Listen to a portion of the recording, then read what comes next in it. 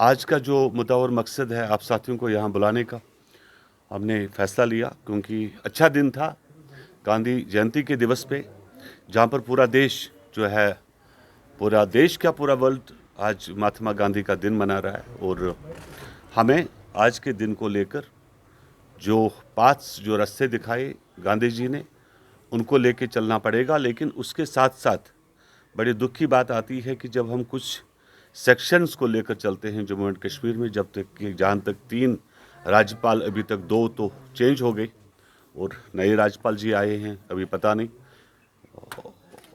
कितनी देर और रहेंगे। लेकिन एक बात ज़रूर है, जो हमने गवर्नर साहब के जहन में भी डाला, उनको भी कहा कि जो सफ़र कर रही है पब्लिक, जो जहाँ तक बैक टू विलेज प्रोग्राम को हम सराहते भी है, लेकिन जनरली जो मासेस इस वक्त सफ़र कर रही है, चाहे डिस्ट्रिक्ट एडमिनिस्ट्रेशन, डीसी साहिबा है या सेक्रेटरीट का मामला है, ऐसा लगता है कि जैसे ब्यूरोक्रेसी ने जम्मू कश्मीर के वो आला बन चुके हैं और वही गॉड है और वही सब चला रहे हैं।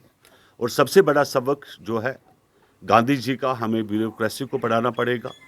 कुछ ऐसे चंद ब्यूरोक्रेट्स हैं जिन्होंने सेक्रेटरीट को हाईजैक करके रखा है और पिछले 15 साल से एक एक पोस्ट पे बैठे हुए हैं और उनको ये लगता है कि जो उनका जो कुर्सियां हैं वो किसी की प्रॉपर्टी नहीं है।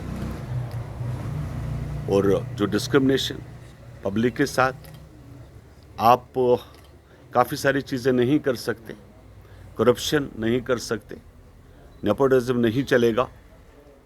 और अगर सेक्रेटरीट का ये बदलाव नहीं आया, अगर डिस्ट्रिक्ट एडमिनिस्ट्रेशन अपने व्यवहार को नहीं बदलती, मैं अपील करता हूँ लेफ्टिनेंट गवर्नर साहब से कि इससे पहले भी हमने जहन में डाला कि साहब जम्मू कश्मीर की जो खराबियाँ आई है वो सेक्रेटरीट से है, वो डिस्ट्रिक्ट एडमिनिस्ट्रेशन से है, डीसी टेस्ट से मस नहीं हो रहे।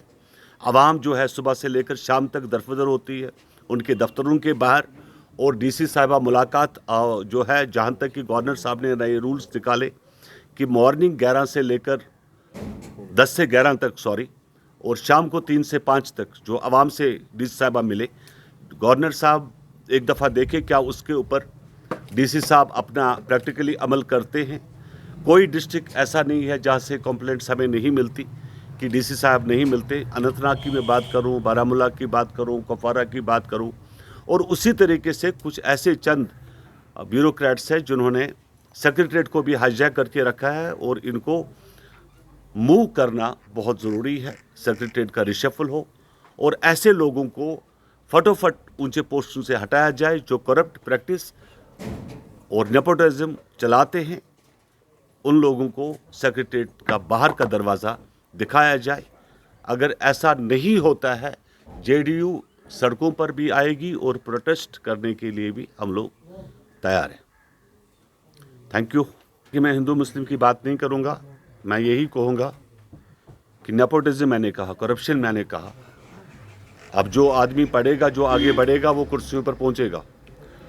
और जहाँ तक डिस्क्रिमिनेशन कहीं होती है वहाँ पर हम लोग बात उठाएंगे, ज़रूर सवाल करेंगे सरकार से, और जहाँ तक जो हो सकेगा हमसे वो हम ज़रूर सरकार को मजबूर करेंगे कि उसके ऊपर अमल भी हो। अगर दिल्ली के पार्लियामेंट में भी हमारी ताकत है, नेशनल कॉन्फ्रेंस और पीडीपी से बहुत ज़्यादा 4 गुना ताकत रखते हैं, 18 मेंबर पार्लियामेंट से, तो पार्लियामेंट में भी बात उठा सकते हैं। नहीं, पर अभी इनिशियल स्टेज रहेगा कि जब अगर ऐसे हालात पहुँचे, अगर हमें धरना देना पड़ा, सड़कों पर आना पड़ा, तो मजबूरन फिर हमें नाम भी बताना पड़ेगा।